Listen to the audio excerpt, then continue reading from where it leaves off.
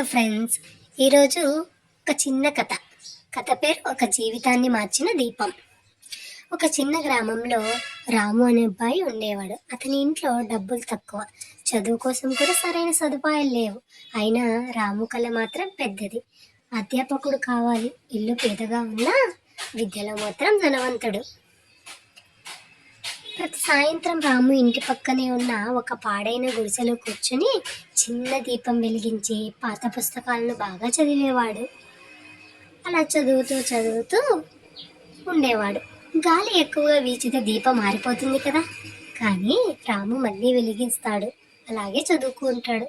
కళ్ళలో వెలుగు, తన ఆశ చాలా పెద్దది. ఒకరోజు గ్రామానికి వచ్చిన స్కూల్ టీచర్ రామును చూసి ఆశ్చర్యపోతాడు.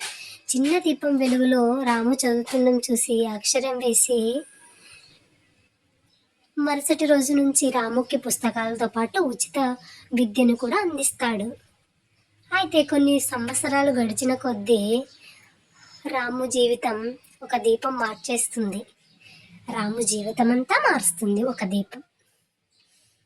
కొత్తగా గ్రామ స్కూల్లో కొత్తగా నియమించిన అధ్యాపకుడు ఎవరు అనుకుంటున్నారు? ఎవరో చెప్పండి. మన రామునేనండి. అవును, మన రాము పెద్ద టీచర్ అయ్యి ఆ స్కూల్లోనే అధ్యాపకుడుగా జాయిన్ అవుతాడు.